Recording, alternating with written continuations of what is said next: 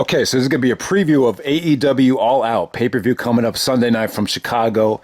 Before I get to the preview, just want to recap the top 5 matches for the month of August for AEW. So you got Dynamite and Rampage now. I thought you had some really, really good matches this month. So here's my top 5 from the last month. At number 5, I'm going to go with MJF versus Chris Jericho, the main event of the August 18th Dynamite. This is the 5th labor of Jericho, and MJF actually successfully goes over Jericho with the Judas effect. Jericho couldn't use the theme music and the Judas effect here. And him and MJF, they had a pretty good match. I would say this was a solid match. Nothing, must see, but, it really built a lot of tension. And, MJF goes over Jericho, I guess for the 3rd time, if you count Blood and Guts, and it beautifully sets up this, possible retirement match for Jericho at All Out. So I got MJF versus Jericho at number 5. At number 4, we're going to go with Matt Sydal and Top Flight, actually taking on the Elite of Kenny Omega and the Young Bucks. This is from August 11th.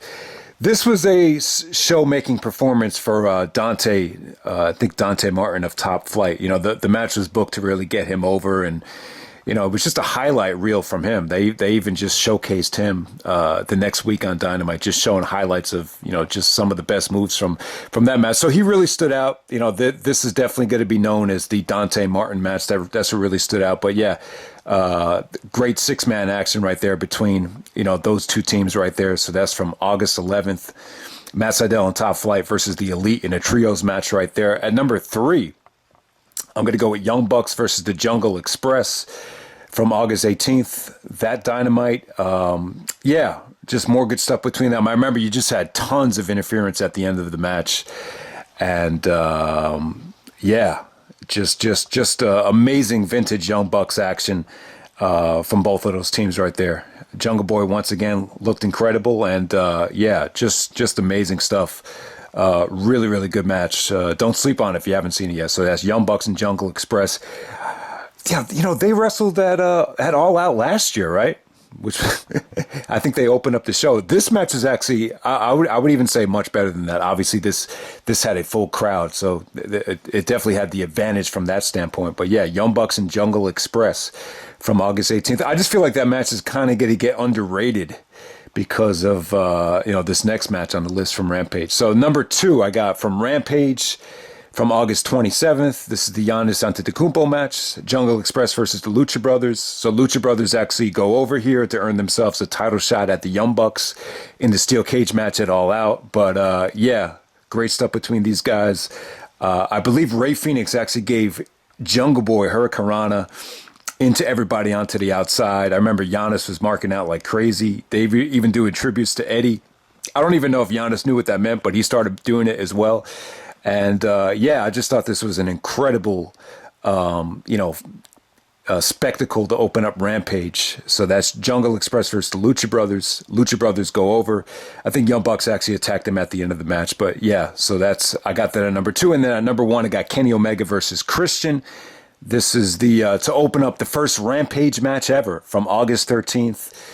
The first ever match of Rampage. I know some of the complaints with Jericho is a little bit annoying on commentary, but I actually like that commentary team. I think it's a little bit, much to have out there, but I really did enjoy it. I thought this Omega and Christian match is just, if this was just a small taste of what was to come at All Out, I thought these guys had amazing chemistry. Christian actually wins the Impact title and the TNA title. I guess officially you call it he's the Impact champion now. So who would have thought Christian would once again be Impact champion? I guess when Christian was champion, he was really only the NWA champion. I don't think he ever officially won the TNA belt, but he's the Impact champion now. I just thought Christian and Omega had a wicked awesome match to open up the first ever Rampage match.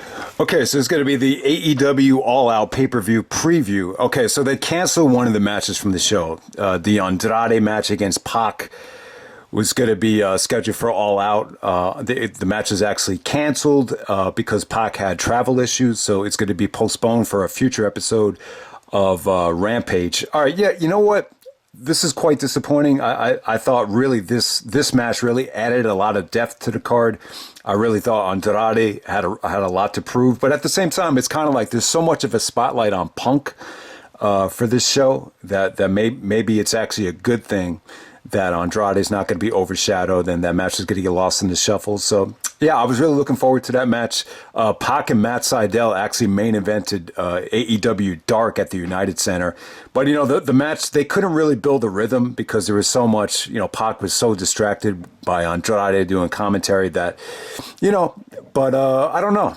Maybe a main event of Rampage where that match gets full attention, a full spotlight. Maybe that's the way to go. But, yeah, I mean, anytime you lose a guy like Pac, it's quite disappointing that this feels like deja vu to me. Like I feel like Pac was could have made one of the more recent pay-per-views as well. So it sucks that he's not a part of it. But let's just move on. All right, so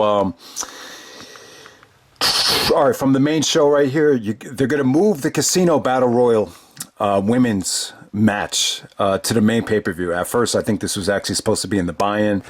But yeah, you see all these women out there. The winner's going to get a title shot, so it should definitely be interesting here. Hopefully, it just doesn't take up too much time. But yeah, this should be a lot of fun as it unfolds right there to see who challenges Dr. Britt Baker. And most likely, I'm going to say Thunder Rosa it's inevitable that Thunder Rosa and Britt are going to have a rematch down the road. I hate to say it, but the Dr. Britt Baker Chris Statlander match, it kind of feels a little bit filler to me, but I still think it'll be a good match. But at this point, it still feels like Britt Baker is still getting into a rhythm as champion, so it's really not believable to see Statlander take the belt away from her quite yet. Plus, you know that they're definitely going back to that Thunder Rosa match.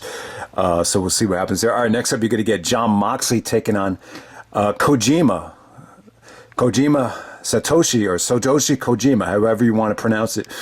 Yeah, this should be interesting, man. To see. I was hoping we would get Moxley versus Tanahashi.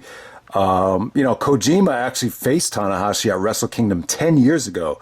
And yeah, I thought that was an awesome match. The problem is I just don't know where Kojima is at in terms of how much he could actually do in the ring right now. But it's definitely cool. It's definitely Jon Moxley going up against a Japanese legend.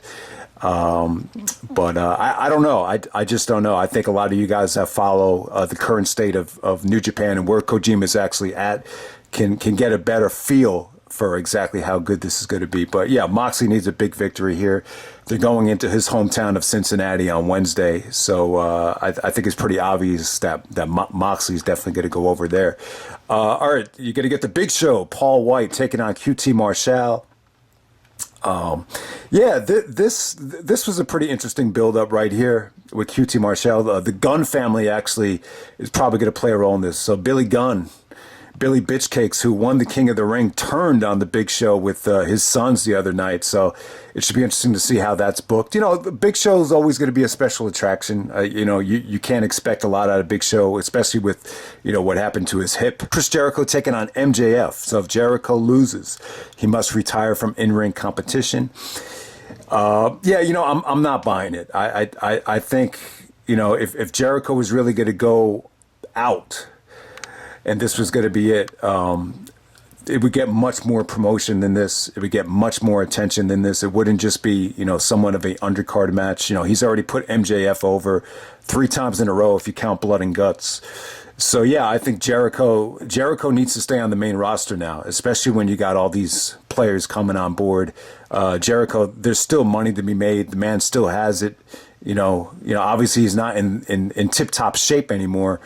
Obviously, he's not the Jericho from Vengeance 2001 where he could wrestle, back-to-back main events against Hall of Famers. But still, I'm dying to see Jericho versus Punk in this environment. I'm still dying to see Jericho versus Christian. I even want to see Kenny Omega and Jericho main event another pay-per-view or have another pay-per-view match. So it's just too much. There's too much. And I know Jericho's doing commentary now on Rampage, but that's not enough to make me think that he's going to stop wrestling. You know, the crowds just came back. This is not the time to call it quits from in-ring competition. So I definitely think Jericho needs a much-needed victory here. Plus, you know, Jericho, you know, he's really hot right now with the theme song. The crowd's coming back, and there's just there's too much money to lose. That's the bottom line. So, I mean, MJF is a great heel.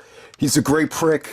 But has he blown us away to the point where, you know, he needs to go over Jericho? No, I think you got to have the big money players go over on this show in terms of Jericho and Punk, to be honest with you. All right, so next up, you got to get Miro taking on Eddie Kingston. Singles match for the AEW TNT Championship. Hell of a matchup right here. I think this is great stuff. It's really cool to see Eddie, you know, go up against a you know, someone with this kind of experience on the mainstream level. It's once again, it's a bigger guy, very similar to Eddie, where they can move and very athletic. So I think this is a great matchup. I think Miro is definitely going to go over here. You know, he hasn't been champion for that long, and but yeah, this is just a step in the right direction for Eddie. Just happy he's getting the opportunity. I think the feud, you know, it would have been nice if they had a little bit more time to build this up. But yeah, because Pac is not wrestling on the show, I think they're really going to ask them to really carry a lot of the burden that this undercard has right here. So yeah, Miro and Eddie Kingston, love the matchup right there. I just think this could be like 10 minutes of just, you know, really intense action. All right, so next up we get the Young Bucks taking on the Lucha Brothers. The steel cage match for the AEW World Tag Team Championships. You know, I'm not a huge fan of steel cage matches, but when you consider the kind of matches that these two teams have had, you know, when you consider how, you know, breathtaking, you know, that ladder match was, you know, they're going to do some stuff with this cage that's going to be mind-blowing. And just the way AEW, you know, puts up these steel cages, it's just, you know, it's different in terms of length and diameter. So, you know, this, you know, they're going to get a lot of height, you know, if they do any of these spots off the top of the cage. So I think this is going to be breathtaking. I just hope nobody gets hurt. But yeah, you know, the steel cage matches still hold up if you put the right mix in the match. And I think you can't get a better mix in terms of tag team wrestling than this right here. I just think if there's a combination that's going to work in today's climate in a steel cage match, I think this is it. I think this is probably going to be the match of the night. I think it's going to be incredible. And yeah, you can't get enough of these two teams. It's once again, this is a rematch from All Out from I guess 2 years ago. And like I said, we already talked about Dr. Britt Baker and Chris Statlander. Yeah, my expectations aren't too high. I think it's predictable. Hopefully, it's just a pretty good match, and hopefully Chris Statlander just gives a great effort. And but she has a lot to prove. I mean, this is like her first big match since coming back from the injury. So you know, it's what's really the interesting thing is not so much about who's going over. It's good. I think the important thing to look at in this match is how big of a player is Chris Statlander going to be in the women's division. That's like the biggest question surrounding this match. Is it just going to be average, or is it going to be, you know, a star-making performance from her? I mean, we'll see. All right, CM Punk versus Darby Allen. You know what? Punk is in a weird situation right now. He's in a situation that he hated being in 2012, 2013, where he's, you know, when he was the champion and he never had the chance to main event unless he was in there with Cena or, you know, The Rock or whatever. And now he's in a situation where he probably, if he wanted to, he could probably main event this show. And I hate to say it, but I think he probably should main event the show with Darby Allen. I think because Kenny Omega and Christian, because of what happened with them already, you know, having the match on Rampage and the predictability of that match, I think Punk and Darby Allin is probably going to main event the show. I mean, the only way I see it not main eventing is if Punk steps in and just says, hey, man, I want the championship to go last. So it should be really interesting to see what actually does main event the show. But in terms of Punk and Darby, I love Punk's mentality where he really wants to help out the younger talent. I thought Darby had an incredible match with Daniel Garcia last night. I just thought, you know, just the way those two guys approached the match, it just felt fresh. It felt like they seized the moment. I think, you know, seeing two younger guys out there in the main event, I think it's really eye-opening to a lot of the fans that were a little bit hesitant about giving this company a chance. So yeah, I think you know, Punk and Darby, it's just going to be a hell of a match right here. I know Punk said he was nervous about it, and you know, whenever you're nervous, there's a couple of ways you could take it. But he did say, you know, when you're nervous, that means you care. So that's actually a good sign. But you could also make the argument that sometimes when you're nervous, it means that you're not that prepared. So it depends on how you look at it. But ultimately, I think it's a good sign that Punk is nervous. I think Punk is going to look good in this match. You know, he looks like he's in great shape. He doesn't look like he put on any extra weight. He if anything, he looks slimmer than he did before. So yeah, I think Punk and Darby. My expectations are pretty high for this match. But you know what? Like, I'm just going to sit back and just enjoy it. You know, they don't have to, like, have the match of the decade or whatever. No matter how this plays out, I'm just going to, you know, enjoy the crowd reaction and just, you know, just enjoy the chemistry between them. You know, even if it only goes like 5 to 10 minutes, I mean, it's just going to be, you know, something to see. You know, it's one of those matches where I don't think anyone really needs to be that critical about it. It's just one of those matches that you're just going to appreciate no matter what.